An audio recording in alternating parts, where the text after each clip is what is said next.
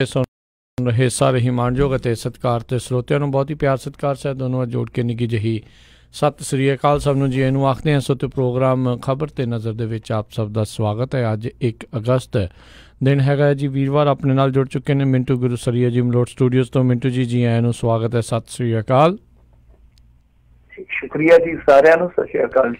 ਸਾਡੇ ਅੱਜ ਦੇ ਪ੍ਰੋਗਰਾਮ ਖਬਰ ਤੇ ਨਜ਼ਰ ਉਸ ਨੂੰ ਸਪਾਂਸਰ ਕਰਦੇ ਨੇ ਖਾਲਸਾ ਇੰਸ਼ੋਰੈਂਸ ਏਜੰਸੀ ਵਾਲੇ, ਜਿਨ੍ਹਾਂ ਦੇ ਕੋਲੋਂ ਤੁਸੀਂ ਹਰ ਇੱਕ ਤਰੀਕੇ ਦੀ ਇੰਸ਼ੋਰੈਂਸ ਕਰਵਾ ਸਕਦੇ ਹੋ। Commercial insurance, life insurance, health insurance, home auto insurance, worker comp, liquor store, gas station insurance ਦੇ ਲਈ ਅੱਜ ਹੀ ਇਹਨਾਂ ਨੂੰ ਕਾਲ ਕਰੋ। ਖਾਲਸਾ ਇੰਸ਼ੋਰੈਂਸ ਏਜੰਸੀ 4082722500 408 272 2500 ਦੇ ਉੱਤੇ। ਇਸ ਦੇ ਨਾਲ ਕ੍ਰਿਸ਼ਨ ਧਨੋਤਾ ਯੂਬਾ ਸਿਟੀ ਤੋਂ, ਖਿੰਡਾ ਪਰਿਵਾਰ Kent Washington, Gurpal Singh Sandhu Antelope, Gurpreet Singh, Avtar Singh, Gurmeet Singh, Sukhpreet Singh Bakersfield, Tara Singh Marahar Clovis, Sucha Singh Shri Machhiwara Sahib, GN tire and lube ਵਾਲੇ, ਜਿਨ੍ਹਾਂ ਦੇ ਕੋਲੋਂ ਤੁਸੀਂ truck wash, oil change, air brake ਦਾ ਕੰਮ ਕਰਵਾ ਸਕਦੇ ਹੋ। ਨਵੇਂ ਪੁਰਾਣੇ ਟਾਇਰ ਵਾਜਿਬ ਕੀਮਤਾਂ 'ਤੇ ਖਰੀਦ ਸਕਦੇ ਹੋ। ਸੈਂਟਰਨੈਲਾ ਮਡੇਰਾ ਦੇ ਵਿੱਚ ਲੋਕੇਸ਼ਨ ਨੇ। ਕਾਲ ਨੇ ਮਸਹੋਤਾ 209 277 0113 ਤੇ ਨਾਲ ਹੀ West Coast truck driving school Fresno ਵਾਲੇ, ਜਿਹੜੇ ਕਿ ਤੁਹਾਨੂੰ ਟਰੱਕ ਦਾ ਲਾਇਸੈਂਸ ਵਧੀਆ ਸਿਖਲਾਈ ਦੇ ਕੇ ਘੱਟ ਸਮੇਂ ਦੇ ਵਿੱਚ ਲੈਣ 'ਚ ਸਹਾਇਤਾ ਕਰਦੇ ਨੇ। ਕਾਲ ਅਜੀਤ ਅਟਵਾਲ 559 374 45 41 ਦੇ ਤੇ। ਇਹਨਾਂ ਸਭਨਾਂ ਦਾ ਬਹੁਤ ਬਹੁਤ ਧੰਨਵਾਦ। ਜੇਕਰ ਤੁਸੀਂ ਜਾਂ ਕੋਈ ਹੋਰ ਕਾਰੋਬਾਰ ਇਸ ਪ੍ਰੋਗਰਾਮ ਨੂੰ ਸਪਾਂਸਰ ਕਰਨਾ ਚਾਹੁੰਦੇ ਹੋ, ਸੰਪਰਕ ਕਰ ਸਕਦੇ ਹੋ ਨੰਬਰ 408 722 7698 ਦੇ ਉੱਤੇ। ਗੱਲਬਾਤ ਦਾ ਸਿਲਸਿਲਾ ਮਿੰਟੂ ਜੀ ਸ਼ੁਰੂ ਕਰਦੇ ਹਾਂ। ਜਿਹੜਾ ਇਸ ਟਾਈਮ ਸਭ ਤੋਂ ਜਿਹੜੀ ਵੱਡੀ ਖਬਰ ਜਿਹੜੀ ਚੱਲ ਹੀ ਰਹੀ ਹੈ, ਉਨਾਓ ਕੇਸ ਸੁਪਰੀਮ ਕੋਰਟ ਨੇ ਸਖਤੀ ਦਿਖਾਈ ਆ। ਸਾਰੇ ਜਿਹੜੇ ਮਾਮਲੇ ਦਿੱਲੀ ਦੇ ਵਿੱਚ ਕਰ ਦਿੱਤੇ ਟਰਾਂਸਫਰ, ਤੇ ਕਹਿੰਦੇ 45 ਦਿਨਾਂ 'ਚ ਹੋਵੇਗਾ ਫੈਸਲਾ। ਦੇਖੋ, ਇਸ ਮਾਮਲੇ ਦੇ ਵਿੱਚ ਨਾ ਇੱਕ ਨਹੀਂ ਕਈ ਫੈਸਲੇ ਆਏ ਆ, ਜਾਂ ਕਹਿ ਲਈਏ ਕਿ ਆਪਾਂ ਇਹ ਫੈਸਲਿਆਂ ਦਾ ਸਮੂਹ ਹੀ ਆ ਜਿੱਦਾਂ ਸੁਪਰੀਮ ਕੋਰਟ ਨੇ ਜਿਹੜੇ ਫੈਸਲੇ ਦਿੱਤੇ ਆ। ਤਾਂ ਸਭ ਤੋਂ ਪਹਿਲੀ ਅੱਜ ਦੀ ਖਬਰ ਤੇ ਇਹ ਰਹੀ ਕਿ ਜਿਹੜਾ ਇਹ ਕੁਲਦੀਪ ਸਿੰਘ ਸੈਂਗਰ ਆ, ਇਹਨੂੰ ਅਣਮੰਨੇ ਜੇ ਮਨ ਦੇ ਨਾਲ ਭਾਰਤੀ ਜਨਤਾ ਪਾਰਟੀ ਵਾਲਿਆਂ ਨੇ ਆਪਣੀ ਪਾਰਟੀ ਚੋਂ ਕੱਢ ਦਿੱਤਾ। ਤੁਸੀਂ ਦੇਖ ਲਓ ਕਿ ਇੰਨਾ ਬਦਨਾਮ ਵਿਅਕਤੀ ਉਹ ਪਾਰਟੀ ਚੋਂ ਕਦੋਂ ਕੱਢਿਆ ਜਾਂਦਾ, ਜਦੋਂ ਬਹੁਤ ਸਾਰੇ ਵਿਵਾਦ ਜਿਹੜੇ ਉਹ ਇੱਕ ਵਿਵਾਦ ਤੋਂ ਬਾਅਦ ਛਿੜੀ ਬੈਠਾ। ਮਤਲਬ ਕਿ ਹੱਕ ਤੇ ਇਹਨਾਂ ਦਾ ਉਦੋਂ ਹੀ ਬਣਦਾ ਸੀ ਜਦੋਂ ਉਹਦੇ ਤੇ ਦੋਸ਼ ਲੱਗੇ ਆ ਕਿ ਭਾਈ ਜਦੋਂ ਤੱਕ ਤੂੰ ਬੇਦਾਗ ਸਾਬਤ ਨਹੀਂ ਕਰਦਾ ਆਪਣੇ ਆਪ ਨੂੰ, ਅਸੀਂ ਤੈਨੂੰ ਪਾਰਟੀ 'ਚ ਨਹੀਂ ਰੱਖਣਾ।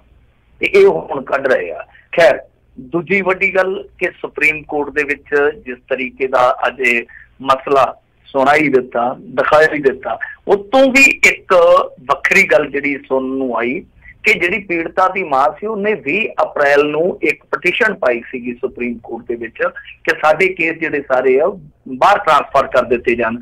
ਬਾਹਰ ਟਰਾਂਸਫਰ ਕਰਨ ਤੋਂ ਭਾਵ ਇਹ ਹੁੰਦਾ ਕਿ ਕਈ ਵਾਰ ਤੁਹਾਡੇ ਸਾਹਮਣੇ ਕੋਈ ਇਹੋ ਜਿਹੀ ਧਿਰ ਹੁੰਦੀ ਆ ਜਿਹੜੀ ਉਸ ਫੈਸਲੇ ਨੂੰ ਪ੍ਰਭਾਵਿਤ ਕਰ ਸਕਦੀ ਹੈ ਜੋ ਤੁਹਾਡੇ ਨਾਲ ਜੁੜਿਆ ਵਾ।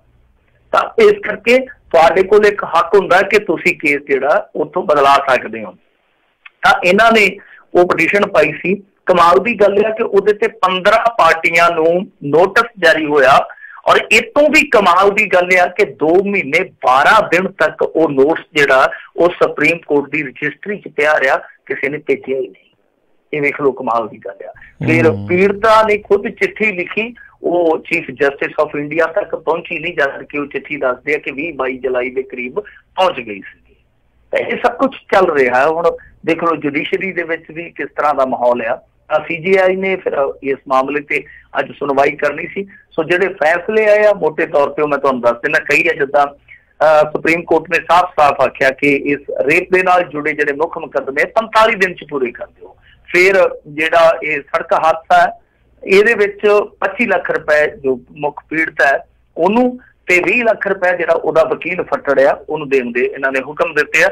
ਇਸ ਤੋਂ ਇਲਾਵਾ ਉਹਨਾਂ ਨੇ ਕਿਹਾ ਕਿ 7 ਦਿਨਾਂ ਦੇ ਵਿੱਚ ਇਹ ਜਿਹੜੀ ਟੱਕਰ ਹੋਈ ਆ ਟਰੱਕ ਤੇ ਕਾਰ ਦੀ, ਇਹਦੀ ਜਾਂਚ ਪੜਤਾਲ ਪੂਰੀ ਕਰੋ। ਨਾਲ ਹੀ ਸਾਫ਼ ਕਰ ਦਿੱਤਾ ਕਿ ਪੜਤਾਲ ਜਿਹੜੀ ਆ ਉਹ 7 ਦਿਨ ਤੋਂ ਵੱਧ ਖਾਸ ਇੱਕ ਤਰਕ ਤੇ ਵਧਾਈ ਜਾਊਗੀ। ਮਤਲਬ ਕਿ ਜੇ ਕੋਈ ਖਾਸ ਵਜ੍ਹਾ, ਠੋਸ ਵਜ੍ਹਾ ਨਹੀਂ ਤੇ ਇਹ ਜਿਹੜੀ ਮਿਆਦ ਦਿੱਤੀ ਗਈ ਹੈ 7 ਦਿਨਾਂ ਦੀ ਵਧਾਈ ਨਹੀਂ ਜਾਊਗੀ। ਤੇ ਨਾਲ ਹੀ ਉਹਨਾਂ ਕਿਹਾ ਕਿ ਸਾਰੇ ਮੁਕੱਦਮਿਆਂ ਦੀ ਸੁਣਵਾਈ ਕਰਨ ਵਾਲੇ ਜੱਜ ਵੀ ਸੁਪਰੀਮ ਕੋਰਟ ਹੀ ਅਪੁਆਇੰਟ ਕਰੂਗਾ। ਇੱਕ ਬਹੁਤ ਵੱਡਾ ਪੁਆਇੰਟ ਹੈ। ਫਿਰ ਨਾਲ ਹੀ ਉਹਨਾਂ ਨੇ ਕਿਹਾ ਕਿ ਆਰੋਪੀਆਂ ਦੀ ਯਾਨੀ ਦੋਸ਼ੀਆਂ ਦੀ ਗੱਲ ਸੁਣੇ ਤੋਂ ਬਗੈਰ ਇਹ ਫੈਸਲਾ ਇਸ ਲਈ ਕੀਤਾ ਗਿਆ ਕਿਉਂਕਿ ਜਾਂਚ ਤੇ ਸੁਣਵਾਈ 'ਚ ਤੇਜ਼ੀ ਆ ਸਕੇ। ਫਿਰ ਉਹਨਾਂ ਨੇ ਇਹ ਵੀ ਕਿਹਾ ਕਿ ਜੋ ਅੱਜ ਹੁਕਮ ਪਾਸ ਕੀਤਾ ਉਹਦੇ ਵਿੱਚ ਕਿਸੇ ਵੀ ਪ੍ਰਕਾਰ ਦਾ ਕੋਈ ਬਦਲਾਅ ਜਾਂ ਇਹਨੂੰ ਵਾਪਸ ਲੈਣ ਵਾਲਾ ਕੋਈ ਵੀ ਅਨੁਰੋਧ ਆ ਜਿਹੜਾ ਉਹ ਵਿਚਾਰਿਆ ਨਹੀਂ ਜਾਊਗਾ। ਮਤਲਬ ਜਿਹਨੂੰ ਬਦਲਣ ਵਾਸਤੇ ਕੋਈ ਪਟੀਸ਼ਨ ਆਉਂਦੀ ਹੈ ਤਾਂ ਉਹ ਵਿਚਾਰਿਆ ਹੀ ਨਹੀਂ ਜਾਊਗਾ। ਫਿਰ ਜੋ ਪੀੜਤ ਹੈ ਉਹਨੂੰ ਲਖਨਊ ਜਾਂ ਦਿੱਲੀ ਦੇ ਏਮਸ ਦੇ ਵਿੱਚ ਲਿਜਾਇਆ ਜਾਵੇ ਜਾਂ ਨਹੀਂ। ਉਹ ਕਹਿੰਦੇ ਆ ਕਿ ਉਹ ਫੈਸਲਾ ਜਿਹੜਾ ਘਰ ਵਾਲਿਆਂ ਦੀ ਹਦਾਇਤ ਆਉਣ ਤੋਂ ਬਾਅਦ ਕੀਤਾ ਜਾਊਗਾ। ਫਿਰ ਨਾਲ ਕਿਹਾ ਕਿ ਸ਼ੁੱਕਰਵਾਰ ਨੂੰ ਇਹ ਸੁਣਵਾਈ ਦੁਬਾਰਾ ਹੋਊਗੀ। ਜੋ ਪੀੜਤਾ ਦਾ ਚਾਚਾ ਵਾ ਜੇਲ੍ਹ ਦੇ ਅੰਦਰ, ਉਹਦਾ ਵੀ ਮਾਮਲਾ ਵਿਚਾਰਿਆ ਜਾਊਗਾ, ਕਿਉਂਕਿ ਉਹਨੇ ਖੁਦ ਇੱਕ ਪਟੀਸ਼ਨ ਦਿੱਤੀ ਆ ਕਿ ਮੈਨੂੰ ਯੂਪੀ ਦੀ ਜੇਲ੍ਹ ਦੇ ਵਿੱਚੋਂ ਦਿੱਲੀ ਦੀ ਜੇਲ੍ਹ ਦੇ ਵਿੱਚ ਟ੍ਰਾਂਸਫਰ ਕਰ ਦਿੱਤਾ ਜਾਵੇ। ਸੋ ਇਹ ਕਾਫੀ ਵੱਡੇ ਨੁਕਤੇ ਆ ਜੋ ਇਸ ਫੈਸਲੇ ਦੇ ਸਮੂਹ ਦਾ ਹਿੱਸਾ ਆ। ਤਾਂ ਦੇਖਦੇ ਹਾਂ ਹੁਣ ਅੱਗੇ ਕੀ ਬਣਦਾ, ਕਿਉਂਕਿ ਸੁਪਰੀਮ ਕੋਰਟ ਖੁਦ ਇਸ ਮਾਮਲੇ 'ਚ ਇਨਵੋਲਵ ਹੋਈ ਆ। ਤਾਂ ਇੱਕ ਬੜੀ ਦੁਖਦ ਗੱਲ ਆ ਕਿ ਜਿਹੜਾ ਮਸਲਾ ਇੱਥੋਂ ਤੱਕ ਪਹੁੰਚਣਾ ਨਹੀਂ ਸੀ ਚਾਹੀਦਾ, ਉਹ ਕਈ ਜਾਨਾਂ ਦੀ ਬਲੀ ਲੈ ਕੇ ਹੁਣ ਇੱਥੋਂ ਤੱਕ ਪਹੁੰਚਿਆ ਵਾ। ਤਾਂ ਬਹਰਹਾਲ ਇਹਦੇ ਖਿਲਾਫ CBI ਨੇ ਸੈਂਗਰ ਦੇ ਖਿਲਾਫ ਮਾਮਲਾ ਦਰਜ ਕਰ ਲਿਆ। 25 ਦੇ ਖਿਲਾਫ ਇਹ ਮਾਮਲਾ ਦਰਜ ਹੋਇਆ। ਪੜਤਾਲ ਸ਼ੁਰੂ ਹੋ ਚੁੱਕੀ ਆ। ਪੜਤਾਲ ਚੋਂ ਕੀ ਨਿਕਲਦਾ ਇੰਤਜ਼ਾਰ ਕਰਨਾ ਪਊਗਾ, ਪਰ ਸੁਪਰੀਮ ਕੋਰਟ ਕਾਫੀ ਸਖਤ ਦਿਸੀ ਅੱਜ ਇਸ ਮਾਮਲੇ ਨੂੰ ਲੈ ਕੇ। ਜੀ ਜੀ ਬਿਲਕੁਲ ਜੀ, ਸਖਤੀ ਦਿਖਾਉਣੀ ਪੈਣੀ ਆ, ਨਹੀਂ ਤਾਂ ਕੌਮਾਂਤਰੀ ਪੱਧਰ ਦੇ ਉੱਤੇ ਵੀ ਨਾਂ ਜਿਹੜਾ ਬਦਨਾਮ ਪੂਰਾ ਹੋ ਰਿਹਾ ਆ। ਅਗਲੀ ਜਿਹੜੀ ਗੱਲ ਕਰਦੇ, ਕਹਿੰਦੇ ਕੇਜਰੀਵਾਲ ਦਾ ਵੱਡਾ ਐਲਾਨ, ਦਿੱਲੀ ਦੇ ਵਿੱਚ 200 ਯੂਨਿਟ ਬਿਜਲੀ ਮੁਆਫ। ਕੇਜਰੀ ਕਮਾਲ ਕਰ ਸਕਦੇ ਹਾਂ ਕਿ ਕੇਜਰੀਵਾਲ ਦੀ ਕੇਜਰੀ ਕਮਾਲ ਕਹਿ ਸਕਦੇ ਹਾਂ ਕਿ ਅੱਜ ਦੀ ਤਾਰੀਖ ਦੇ ਵਿੱਚ ਵਾਕਿਆ ਹੀ ਜਿਸ ਤਰੀਕੇ ਦਾ ਫੈਸਲਾ ਲਿਆ, ਸਾਰਿਆਂ ਦੇ ਦੰਦ ਜੋੜ ਕੇ ਰੱਖ ਦਿੱਤੇ ਅਰਵਿੰਦ ਕੇਜਰੀਵਾਲ ਨੇ। ਕਿਉਂਕਿ ਦੇਖੋ ਮਾਹੌਲ ਉੱਥੇ ਵੀ ਹੁਣ ਇਲੈਕਸ਼ਨ ਦਾ, ਤੇ ਇਲੈਕਸ਼ਨ ਦੇ ਨੇੜੇ ਆ ਕੇ ਇਸ ਤਰ੍ਹਾਂ ਦੇ ਫੈਸਲੇ ਲਏ ਜਾਂਦੇ ਆ। ਪਰ ਇਹ ਇੱਕ ਵੱਡਾ ਫਿਕਸਰ ਹੈ ਇਸ ਮਾਮਲੇ ਦੇ ਵਿੱਚ। ਕਿਉਂਕਿ ਇਹਨਾਂ ਨੇ ਦੱਸਦੇ ਆ ਕਿ ਹੁਣ ਜੋ ਐਲਾਨ ਕੀਤਾ ਉਹਦੇ ਵਿੱਚ ਇਹ ਪ੍ਰਬੰਧ ਕਰ ਦਿੱਤਾ ਕਿ 200 ਯੂਨਿਟ ਤੱਕ ਕੋਈ ਬਿੱਲ ਨਹੀਂ ਆਏਗਾ। ਮਤਲਬ ਜੇ ਕੋਈ ਖਪਤਕਾਰ 200 ਯੂਨਿਟ ਤੱਕ ਬਿਜਲੀ ਜਾਂ ਬੱਤੀ ਬਾਲਦਾ ਵਾ ਤਾਂ ਉਹਨੂੰ ਕੋਈ ਬਿੱਲ ਨਹੀਂ ਆਊਗਾ। ਤੇ ਜੇ 200 ਤੋਂ 400 ਯੂਨਿਟ ਤੱਕ ਖਪਤ ਤੁਹਾਡੀ ਜਾਂਦੀ ਆ ਤਾਂ 50% ਉਹਦੇ ਵਿੱਚ ਸਬਸਿਡੀ ਦਿੱਤੀ ਜਾਊਗੀ, ਮਤਲਬ ਕਿ ਅੱਧ ਬਚਦਾ। ਸੋ ਇਹ ਇੱਕ ਬਹੁਤ ਵੱਡਾ ਐਲਾਨ ਆ ਔਰ ਸੋਚ ਸਮਝ ਕੇ ਇਹਨਾਂ ਨੇ ਗੇਮ ਖੇਡੀ ਆ, ਕਿਉਂਕਿ ਬਹੁਤ ਸਾਰੀਆਂ ਐਸੀਆਂ ਇਹ ਪੈਂਤੜੇਬਾਜ਼ੀਆਂ ਕਰਦੇ ਰਹੇ ਅਤੀਤ ਦੇ ਵਿੱਚ ਜੋ ਇਹਨਾਂ ਨੂੰ ਐਤਕੀ ਫਸਾ ਸਕਦੀਆਂ ਸੀਗੀਆਂ, ਜਾਂ ਜਿਸ ਤਰ੍ਹਾਂ ਦੇ ਇਹਨਾਂ ਨੇ ਵਾਅਦੇ ਕੀਤੇ ਸੀਗੇ ਜੇ ਉਹ ਪੂਰਨ ਤੌਰ ਤੇ ਚੱਕੀਏ ਤਾਂ ਸਾਰੇ ਦੇ ਸਾਰੇ ਪੂਰੇ ਨਹੀਂ ਹੋਏ। ਉਸ ਮੁੱਦੇ ਤੇ ਵੀ ਘੇਰਿਆ ਜਾ ਸਕਦਾ। ਪਰ ਰੌਲਾ ਇਹ ਆ ਕਿ ਬਿਜਲੀ ਇੱਕ ਐਸਾ ਦਾ ਖੇਡਿਆ ਇਹਨਾਂ ਨੇ ਜਿਹੜਾ ਕਿ ਸਾਰੇ ਵਰਗਾਂ ਨੂੰ ਖੁਸ਼ ਕਰ ਸਕਦਾ ਹੈ। ਇਹਨੂੰ ਆਲ ਇਨ ਵਨ ਸ਼ਾਟ ਕਹਿ ਸਕਦੇ ਹਾਂ ਆਪਾਂ ਕਿ ਸਾਰੇ ਹੀ ਫਾਇਦੇ ਇਹਦੇ ਵਿੱਚ, ਕਿਉਂਕਿ ਇਹਦੇ ਵਿੱਚ ਜੇ ਆਪਾਂ ਦੇਖੀਏ ਨਿਮਨ ਵਰਗ, ਮੱਧ ਵਰਗ ਤੇ ਜੇ ਉੱਚ ਵਰਗ ਵੀ ਲੈ ਲਈਏ ਉਹ ਵੀ ਇਸ ਚੀਜ਼ ਤੋਂ ਪੀੜਤ ਹੈ ਕਿਤੇ ਨਾ ਕਿਤੇ। ਉਹਨੇ ਆਖਿਆ ਕਿ ਕੇਜਰੀਵਾਲ ਸਾਹਿਬ ਨੇ ਕਿ 4 ਸਮੱਸਿਆਵਾਂ ਸਨ ਬਿਜਲੀ ਨਾਲ ਜੁੜੀਆਂ ਤੇ ਬਿੱਲ ਬਹੁਤ ਜ਼ਿਆਦਾ ਆਉਂਦੇ ਸੀ, ਕੰਪਨੀ ਦੀ ਬੁਰੀ ਹਾਲਤ ਸੀ ਤੇ ਬੁਨਿਆਦੀ ਢਾਂਚਾ ਜਿਹੜਾ ਉਹ ਖਰਾਬ ਹੋ ਚੁੱਕਾ ਸੀਗਾ। ਪਿਛਲੇ 4 ਸਾਲਾਂ ਦੌਰਾਨ ਇਹਨਾਂ ਵਿੱਚ ਸੁਧਾਰ ਹੋਇਆ। ਤਾਂ ਠੀਕ ਆ ਗੱਲ ਜਿਹੜੀ ਹੈ ਜੋ ਉਹਨਾਂ ਨੇ ਕਹੀ ਆ, ਮੰਨ ਸਕਦੇ ਆਪਾਂ। ਪਰ ਦੇਖੋ ਜੇ ਤੇ ਇਹ ਇਲੈਕਸ਼ਨ ਕਰਕੇ ਕੀਤਾ ਗਿਆ, ਜੇ ਤੇ ਸਰਦੇ ਪੁੱਜਦੇ ਹੈਗੇ ਆ, ਸਹਿੰਦੇ ਆ, ਫਿਰ ਤੇ ਭਾਵੇਂ ਬਿਲਕੁਲ ਫ੍ਰੀ ਦੇ ਦੇਣ ਬਿਜਲੀ, ਕੋਈ ਚੱਕਰ ਨਹੀਂ ਹੈ। ਪਰ ਜੇ ਵੋਟਾਂ ਵਾਸਤੇ ਉਹੀ ਜਿੱਦਾਂ ਆਪਣੇ ਇੱਥੇ ਕਰਦੇ ਆ ਪੰਜਾਬ ਦੇ ਵਿੱਚ, ਜੇ ਵੋਟਾਂ ਵਾਸਤੇ ਕੀਤਾ ਜਾ ਰਿਹਾ ਤੇ ਜੋੜ ਤੋੜ ਉਹੀ ਟੈਕਸ ਵਧਾ ਦਿਓ ਜਾਂ ਦੂਸਰੇ ਪਾਸਿਓਂ ਕੱਢ ਲਓ ਜਾਂ ਕਰਜ਼ਾ ਲੈ ਲਓ, ਫਿਰ ਇਸ ਤਰ੍ਹਾਂ ਦੀ ਗੇਜ ਨਹੀਂ ਪਾਉਣੀ ਚਾਹੀਦੀ। ਆਪਾਂ ਦੇਖਿਆ ਨਾ ਕਿ ਮੁਫ਼ਤਖੋਰੀ ਹੁਣ ਸਾਡੇ ਲਈ ਕਿਸ ਤਰ੍ਹਾਂ ਦਾ ਇੱਕ ਯੱਬ ਬਣ ਗਈ ਆ ਕਿ ਚਾਹ ਕੇ ਵੀ ਪੰਜਾਬ ਸਰਕਾਰਾਂ ਪਿੱਛੇ ਜੇ ਮੈਨੂੰ ਲੱਗਦਾ 2 ਦਿਨ ਪਹਿਲਾਂ ਇਹਨਾਂ ਨੇ ਇੱਕ ਮੀਟਿੰਗ ਕੀਤੀ ਆ, ਬੜੀ ਜ਼ੋਰਦਾਰ, ਬੜੀ ਜ਼ਬਰਦਸਤ ਮੀਟਿੰਗ ਕੀਤੀ ਆ। ਤਾਂ ਸਾਰੇ ਨੁਕਤੇ ਆ ਜਿਹੜੇ ਉਹ ਅਜੇ ਵੀਰ ਜਾਖੜ ਨੇ ਟੇਬਲ ਤੇ ਰੱਖ ਦਿੱਤੇ ਕਿ ਕਿਸ ਤਰ੍ਹਾਂ ਪਾਣੀ ਬਚਾਇਆ ਜਾ ਸਕਦਾ, ਕਿਸ ਤਰ੍ਹਾਂ ਬਿਜਲੀ ਸਬਸਿਡੀ ਜਿਹੜੀ ਉਹ ਬੰਦ ਕੀਤੀ ਜਾ ਸਕਦੀ ਹੈ। ਪਰ ਇਹਨਾਂ ਦੀ ਹਿੰਮਤ ਹੀ ਨਹੀਂ ਪਈ ਕਿ ਅਸੀਂ ਇਸ ਫੈਸਲੇ ਨੂੰ ਲਾਗੂ ਕਰ ਲਈਏ, ਭਾਵੇਂ ਥੋੜਾ ਜਿਹਾ ਕਰ ਲਈਏ, ਭਾਵੇਂ ਥੋੜਾ ਹਿੱਸਾ ਕਰ ਲਈਏ। ਸੋ ਹਿੰਮਤ ਹੀ ਨਹੀਂ ਪਈ। ਤਾਂ ਕਹਿਣ ਦਾ ਮਤਲਬ ਇਹ ਕਿ ਕਿਤੇ ਇਹ ਨਾ ਹੋਵੇ, ਗੇਜ ਨਹੀਂ ਪਾਉਣੀ ਚਾਹੀਦੀ ਜਿੱਦਾਂ ਅਸੀਂ ਦੇਖਿਆ ਨਤੀਜਾ। ਤੇ ਜੇ ਤੁਹਾਡੇ ਕੋਲ ਖਜ਼ਾਨਾ ਇਹ ਅਲਾਓ ਕਰਦਾ ਕਿ ਹਾਂ ਭਾਈ ਚੱਕ ਦਿਓ ਫੱਟਾ, ਤੇ ਫਿਰ ਤੇ ਭਾਵੇਂ ਸੋਸ਼ਲ ਵੈਲਫੇਅਰ ਦੀਆਂ ਹੋਰ ਜਿੰਨੀਆਂ ਮਰਜ਼ੀ ਸਕੀਮਾਂ ਲਾਗੂ ਕਰਨ, ਤੁਹਾਨੂੰ ਕੋਈ ਨਹੀਂ ਕੁਛ ਪਊਗਾ। ਪਰ ਜੇਕਰ ਇਸ ਤਰ੍ਹਾਂ ਦੀ ਕੋਈ ਤਿਕੜਮਬਾਜ਼ੀ ਆ ਤੇ ਇਹੋ ਜਿਹੀ ਤਿਕੜਮਬਾਜ਼ੀ ਤੋਂ ਗਰੇਜ਼ ਹੀ ਚੰਗਾ।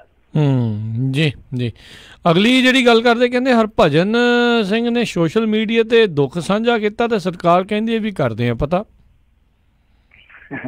ਦੁੱਖ ਕਾਤੋਂ ਲੱਗਿਆ ਤੈਨੂੰ ਇਹ ਪਤਾ ਕਰਦੇ ਆ।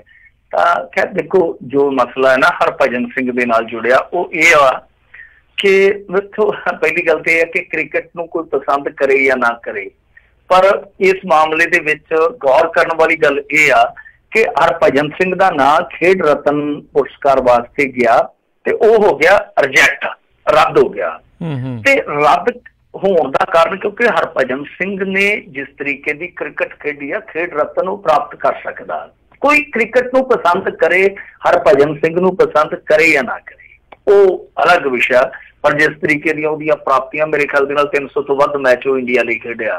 टेस्टां दी गल करिए तो तकरीबन 100 के करीब होने उहदे मैच, तां उहदियां प्राप्तियां जिहड़ियां वो बहुत तकड़ियां हैगियां, तो उन्होंने पुरस्कार मिल सकता सीगा। सारी जिंदगी का वैसे एक सुपना भी होंदा खिडारी का, पर वो टुटिया इस करके क्यों, क्योंकि वेले सिर उहदी जिहड़ी उत्थे नामजदगी सीगी वो भेजी हुई नहीं इन्होंने।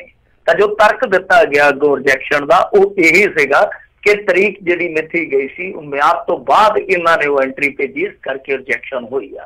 तो इन्हें सोशल मीडिया पर हरभजन सिंह ने अपना दुख रोया कि मैं तो भाई 20 मार्च नूं सारे कागज पत्र जिहड़े सीगे वो जमा करवा दिते आ।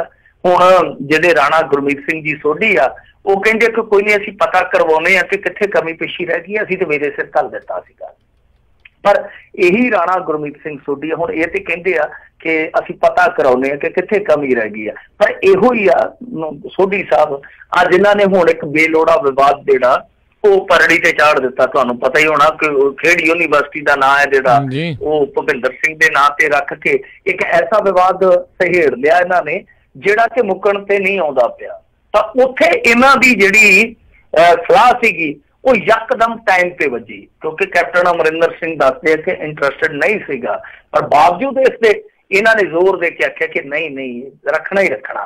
तां इत्थे जिथे ना सुझाउणा सीगा वेले सिर, जिथे इन्हां दी जिम्मेवारी आ उत्थे ये उकाई करके, जिथे सरदा सीगा मतलब सलाह ना भी दिंदे चुप भी रह जांदे ते वो किसी होर दे नाम ते रखी जांदी या पंजाब खेड यूनीवर्सिटी रखी जाती, कोई फर्क नहीं पैना। पर जिथे जरूरत सीगी उत्थे ये उकाई कर गया, जिथे जरूरत नहीं सी सर सकता सी उत्थे चढ़ाई कर गया। तो कहने का मतलब ये आ कि हुण इस मामले दे विच जिस तरीके दे नाल हरभजन सिंह ने दुख रहा, वो वैसे खुल के ते नहीं उन्हें किसी से दोष लाया, पर जो अंदर की पीड़ आ वो साफ शब्दों के विच झलकदी दिखाई दिंदी आ उहदे। जी जी, तो मिंटू जी वैसे अजकल ये भी काफ़ी जिहड़ा अपने गवांढी मुल्क के उत्ते काफ़ी जहर जिहड़ा काफ़ी बोलदा रहिंदा आ, उधर भी अपने आप नूं जिहड़ा फेमस कराउण दी जिहड़ी गल आ वो ट्राई जिहड़ी करी जा रहा। बाकी चिट्ठियां दा तां आपां नूं पता लग ही गया, पहली खबर दे विच भी दस्सिया सी भी चिट्ठी तो लिखी सी, जे अगे गांह किसी ने ना घल्लणी होवे तां फिर इदां ही दब्बियां रह जांदियां ने। अगली आपां मिंटू जी गल करदे, कहंदे ADC नाल बदसलूकी दा मामला, विभाग दे जिहड़े मुलाजमां ने DC दफ्तर गुरदासपुर अगे दित्ता धरना। आवाज कटी गई, बड़ा जिहा सवाल दोहरा दिओ। सवाल सीगा भी जिहड़े ADC दे नाल बदसलूकी दा जिहड़ा मामला सीगा, विभाग दे मुलाजमां ने DC दफ्तर गुरदासपुर दे अगे दित्ता धरना। हाँ देखो ये वैसे तो विवाद है जिहड़ा वो हैगा मानसा जिले का, मतलब कि नाजर सिंह मानशाहीआ जिथों इस्तीफा दे के गया सीगा उत्थे ही जुड़िया, क्योंकि पिछले दिनों की एक घटना जिहड़ी वो काफ़ी चर्चित हुई है। तो उत्थे दसदे आ कि कुछ इन्हां की अणबण सीगी, अणबण की आ वो मैं तुहानूं दस दिना बाद दे विच, पर ये जिहड़ा धरना दिता गया अज ये दसदे आ कि गुरदासपुर दे DC दफ्तर दे विच दिता गया मुलाजमां वल्लों। तो उन्होंने दोष लाया कि मानसा के जिहड़े वधीक डिप्टी कमिश्नर आ ADC विकास जिन्हां नूं आपां कह दिंदे आ कि उन्हां दे चांद के खिलाफ अधी शब्दावली वरती गई आ, ड्यूटी के दौरान ही उन्होंने कमरे च बंधक बनाया गया, बंदी बनाया गया, ये रोस वजों उन्होंने धरना दिता। तो हुण इस घटना का पिछोकड़ है जिहड़ा मैं तुहानूं दस देना, वो ये आ कि नाजर सिंह मानशाहीआ जिहड़ा वो असल दे विच कांग्रेस च आया तृप्तरजिंदर सिंह बाजवा की मेहरबानी सदका, क्योंकि तृप्तरजिंदर सिंह बाजवा दे नाल उहदी चंगी बनदी आ, स्कूल टाइम की बनती है, कॉलेज टाइम की बनती है, कदों की बनती मैनूं पता नहीं है, पर यह गल पक्की आ कि उहदी जिहड़ी शमूलीयत हुई सी कांग्रेस दे विच उहदे च बाजवा साहब दा एक रोल सीगा। ते जिहड़ा उत्थों दा DC है तां DC दे नाल तृप्तरजिंदर सिंह बाजवा दी गुड्डिया। हुण रौला की पै रिहा है कि जिहड़ा मानशाहीआ वो किते ना किते चाहुंदा वा कि टिकट जिहड़ी आ वो उहनूं दोबारा मिले, यानी कांग्रेस वल्लों मिले। ਤੇ ਦੱਸਦੇ ਆ ਕਿ ਸ਼ਰਤ ਵੀ ਇਹੋ ਤੈਅ ਹੋਈ ਸੀਗੀ। ਤਾਂ ਉੱਥੋਂ ਜਿਹੜੀ ਬੀਬੀ ਅੱਗੇ ਕਾਂਗਰਸ ਵੱਲੋਂ ਲੜ ਕੇ ਹਾਰੀ ਆ, ਬੀਬੀ ਮੰਜੂ ਜਿਹੜੀ ਕਿ ਸਾਬਕਾ ਇੱਕ ਵਿਧਾਇਕ ਦੀ ਘਰੋਂ ਆ, ਉਹ ਹੁਣ ਇਸ ਗੱਲ ਤੇ ਅੜੀ ਹੋਈ ਆ ਕਿ ਟਿਕਟ ਉਹਨੂੰ ਦੁਬਾਰਾ ਮਿਲਣੀ ਚਾਹੀਦੀ ਆ। ਤਾਂ ਇਸੇ ਕਸ਼ਮਕਸ਼ ਦਾ ਸਿੱਟਾ ਇਹ ਆ ਕਿ ਦੋਨਾਂ ਦੇ ਵਿੱਚ ਇੱਕ ਤਰ੍ਹਾਂ ਨਾਲ ਕਹਿ ਲਈਏ ਕਿ ਉੱਥੇ ਇੱਟ ਖੜਕਾ ਚੱਲਦਾ ਪਿਆ। ਬੀਤੇ ਦਿਨੀ ਇੱਕ ਸਮਾਗਮ ਦੇ ਵਿੱਚ ਮਾਨਸ਼ਾਹੀਆ ਨੂੰ ਡੀਸੀ ਨੇ ਸੱਦ ਲਿਆ, ਕਿਉਂਕਿ ਡੀਸੀ ਦੱਸਦੇ ਆ ਕਿ ਥੋੜਾ ਜਿਹਾ ਬਾਜਵਾ ਦਾ ਨਜ਼ਦੀਕੀ ਆ ਤੇ ਗੁਰਦਾਸਪੁਰ ਜ਼ਿਲ੍ਹਾ ਜਿੱਥੇ ਧਰਨਾ ਹੋ ਰਿਹਾ ਉਹ ਵੀ ਉਹਨਾਂ ਦਾ ਡਿਸਟ੍ਰਿਕਟ ਆ। ਤਾਂ ਇਹ ਦੱਸਦੇ ਆ ਕਿ ਜਿਹੜੀ ਨਜ਼ਦੀਕੀ ਸੀਗੀ ਉਹ ਕਿਤੇ ਨਾ ਕਿਤੇ ਇਗਨੋਰ ਕਰਾ ਰਹੀ ਸੀਗੀ ਬੀਬੀ ਮੰਜੂ ਨੂੰ।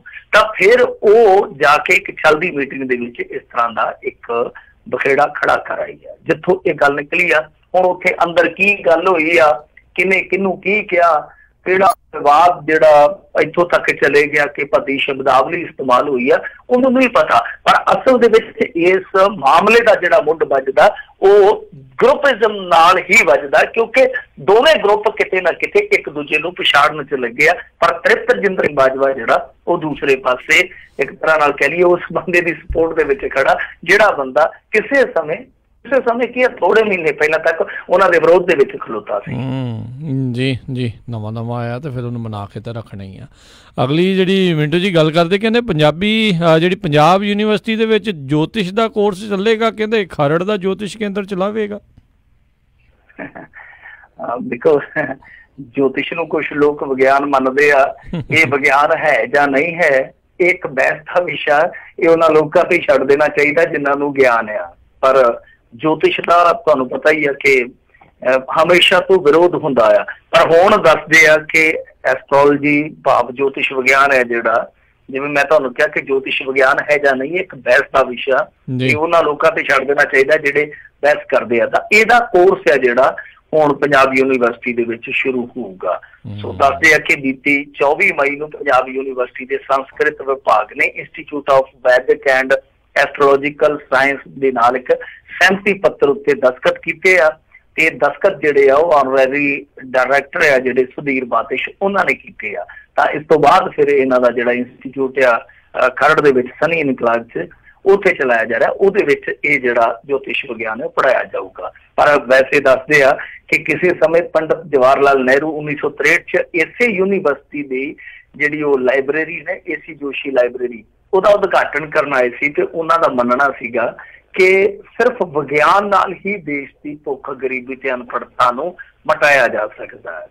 ਤੇ ਉਹਨਾਂ ਦਾ ਮੰਨਣਾ ਯਾਨੀ ਸਿਰਫ ਵਿਗਿਆਨ ਦੇ ਨਾਲ। ਤੇ ਮੈਂ ਜਿਵੇਂ ਕਿਹਾ ਕਿ ਕੀ ਜੋਤਿਸ਼ ਵੀ ਵਿਗਿਆਨ ਆ, ਇਹ ਹੁਣ ਇੱਕ ਬਹਿਸ ਦਾ ਵਿਸ਼ਾ ਹੋ ਸਕਦਾ। ਪਰ ਜਿੱਦਾਂ ਤੁਸੀਂ ਦੇਖਿਆ ਹੀ ਆ ਕਿ ਪੰਜਾਬ ਯੂਨੀਵਰਸਿਟੀ ਦੇ ਵਿੱਚ ਅੱਗੇ ਵੀ ਰੌਲਾ ਪਿਆ ਕਿ ਉੱਥੇ ਖਾਸ ਤੌਰ ਤੇ ਕੁਝ RSS ਵਿਚਾਰਕ ਬੰਦੇ ਜਿਹੜੇ ਆ ਉਹ ਲਗਾਤਾਰ ਉੱਥੇ ਹਾਵੀ ਹੋ ਰਹੇ ਆ। ਤਾਂ ਉਹਨਾਂ ਦੇ ਫੈਸਲੇ ਜਿਹੜੇ ਇਸ ਤਰ੍ਹਾਂ ਦੇ ਆ, ਤੁਹਾਨੂੰ ਯਾਦ ਹੋਣਾ ਮਾਡਲ ਕੋਡ ਆਫ ਕੰਡਕਟ ਦੇ ਵਿੱਚ ਮੈਂ ਤੁਹਾਨੂੰ ਇੱਕ ਗੱਲ ਵੀ ਸੁਣਾਈ ਸੀ ਉਸ ਯੂਨੀਵਰਸਿਟੀ ਦੀ, ਜੋ ਉੱਥੇ ਇਹਨਾਂ ਨੇ ਇੱਕ RSS ਦਾ ਬੰਦਾ ਬੁਲਾ ਲਿਆ ਮਾਡਲ ਕੋਡ ਆਫ ਕੰਡਕਟ ਲੱਗੇ ਚ, ਤਾਂ ਉਹਨੇ ਆ ਕੇ ਉੱਥੇ ਭਾਸ਼ਣ ਝਾੜਿਆ ਸੀ ਬਕਾਇਦਾ, ਇਹਨਾਂ ਦਾ ਆਪਣਾ ਭਾਰਤੀ ਜਨਤਾ ਪਾਰਟੀ ਵਾਲਿਆਂ ਦਾ ਬੰਦਾ। ਤਾਂ ਉਹਨੂੰ ਲੈ ਕੇ ਵੀ ਵਿਵਾਦ ਬਹੁਤ ਜ਼ਿਆਦਾ ਹੋਇਆ ਸੀਗਾ ਤੇ ਫਿਰ ਮੇਰੇ ਖਿਆਲ ਦੇ ਨਾਲ ਇਲੈਕਸ਼ਨ ਕਮਿਸ਼ਨ ਨੇ ਜਵਾਬ ਵੀ ਮੰਗ ਲਿਆ ਸੀ ਇਹਨਾਂ ਤੋਂ। ਤਾਂ ਇਹ ਚੀਜ਼ਾਂ ਜਿਹੜੀਆਂ ਉਹ ਸਾਫ਼ ਤੌਰ ਤੇ ਸੰਕੇਤ ਦਿੰਦੀਆਂ ਵੀ ਇਹ ਵਿਗਿਆਨ ਹੈ ਜਾਂ ਨਹੀਂ ਹੈ, ਬਾਹਰ ਦੀ ਗੱਲ ਆ। ਪਰ ਜੋ ਵੀ ਹੈ ਉਹ ਇੱਥੇ ਥੋਪਿਆ ਜ਼ਰੂਰ ਜਾ ਰਿਹਾ ਹੈ।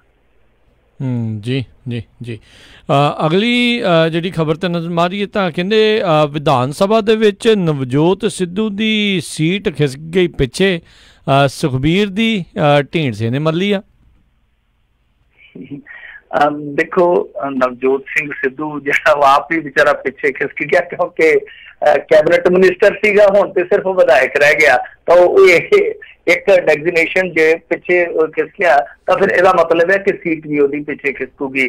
ਬਹਰਹਾਲ ਜੋ ਉੱਥੋਂ ਦਾ ਸਿਸਟਮ ਆ ਨਾ, ਜੋ ਵਿਧਾਨ ਸਭਾ ਦਾ ਅੰਦਰੂਨੀ ਸਿਸਟਮ ਆ, ਉਹਦੇ ਵਿੱਚ ਕੀ ਆ ਕਿ ਪਾਰਟੀਆਂ ਜਿਹੜੀਆਂ ਉਹ ਸੀਟਾਂ ਏਦਾਂ ਲਿਸਟਡ ਕਰਦੀਆਂ, ਫਿਰ ਉਹ ਲਿਸਟ ਜਿਹੜੀ ਸੌਂਪ ਦਿੱਤੀ ਜਾਂਦੀ ਆ ਉਹਨੂੰ ਸਿਟਿੰਗ ਪਲਾਨ ਕਹਿੰਦੇ ਆ। ਉਹਦੇ ਮੁਤਾਬਕ ਉਹ ਨਵਜੋਤ ਸਿੰਘ ਸਿੱਧੂ ਦੀ ਸੀਟ ਜਿਹੜੀ ਆ ਉਹ ਵਿਧਾਇਕ ਰਕੇਸ਼ ਪਾਂਡੇ ਤੋਂ ਬਾਅਦ ਰੱਖੀ ਗਈ ਆ, ਤੇ ਮੰਤਰੀਆਂ ਦੀ ਉਹ ਲਾਈਨ ਜਿਹੜੀ ਸੀ ਉਹਦੇ ਵਿੱਚੋਂ ਨਵਜੋਤ ਸਿੰਘ ਸਿੱਧੂ ਦੀ ਜਿਹੜੀ ਕੁਰਸੀ ਚਲੇ ਗਈ ਆ।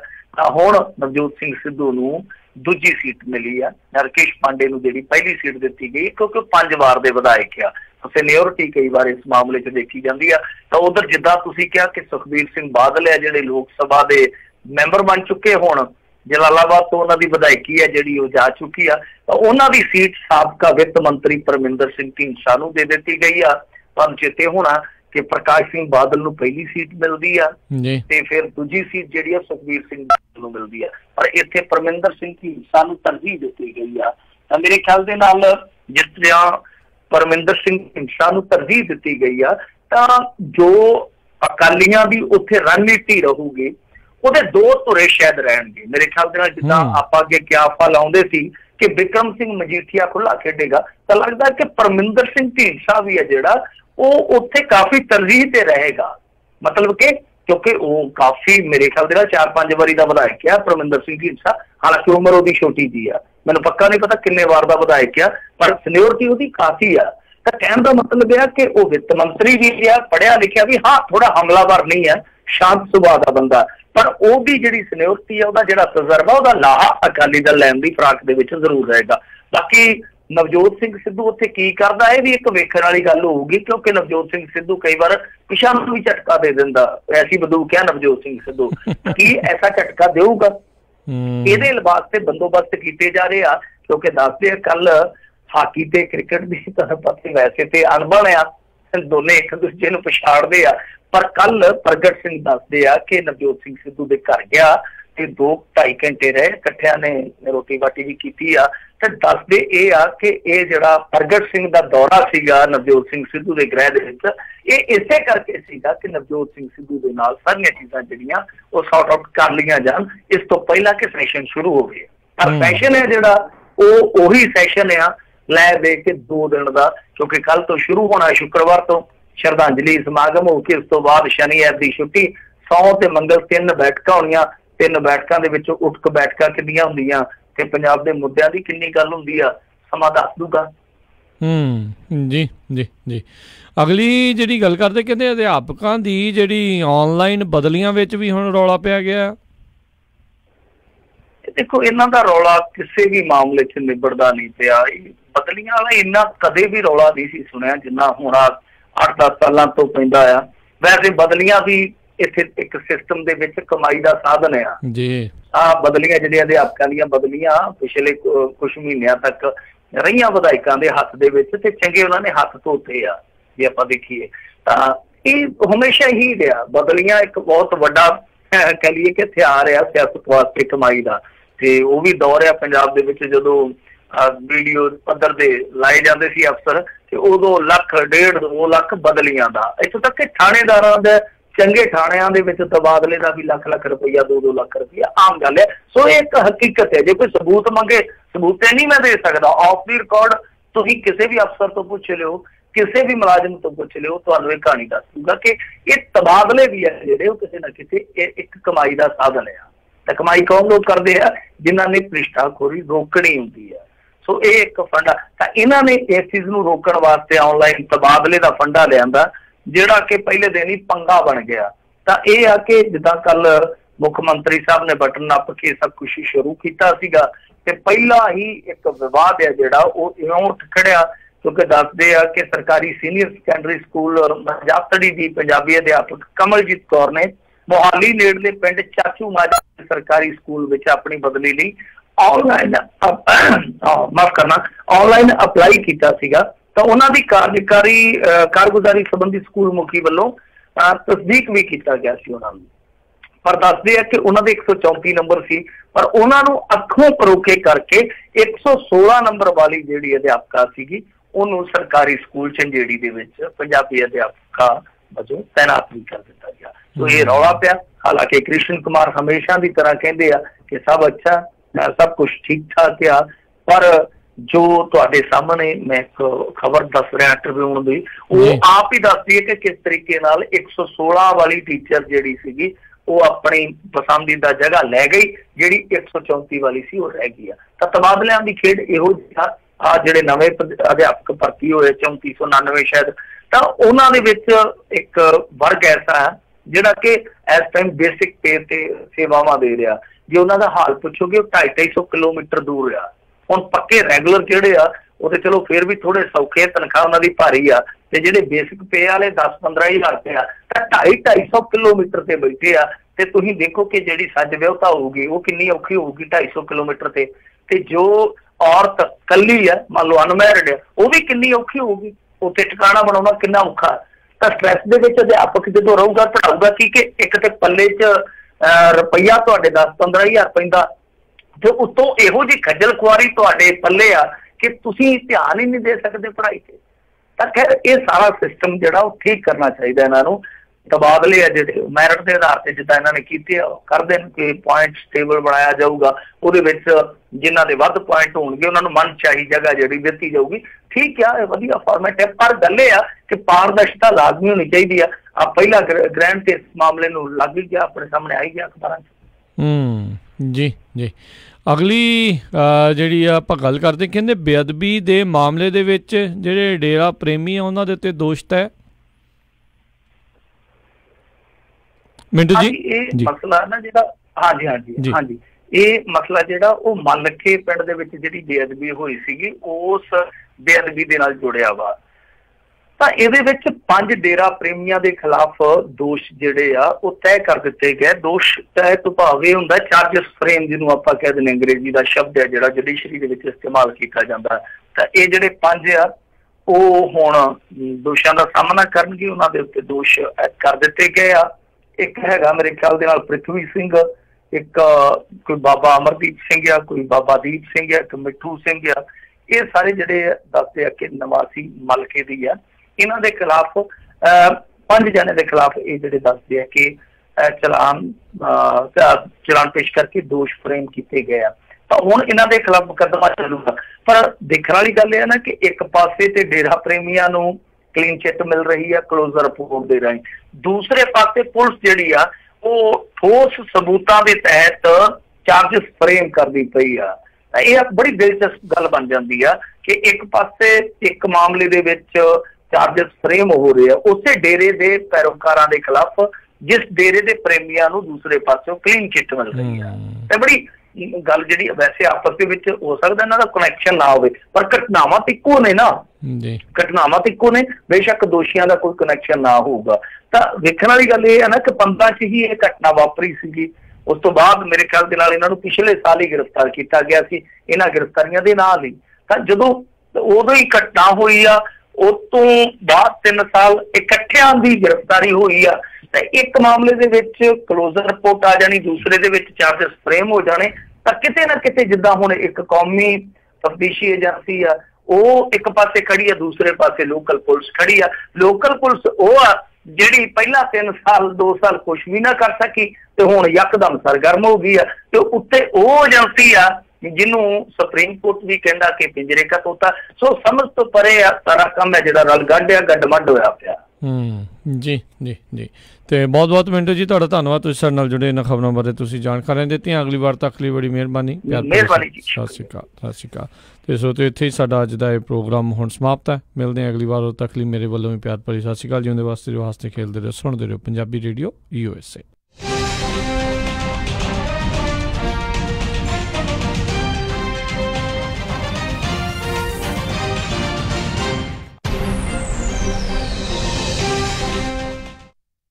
ਤੁਸੀਂ ਸੁਣ ਰਹੇ ਹੋ Punjabi radio USA, KOBO, Yuba City 1450 AM, KIID Sacramento 1470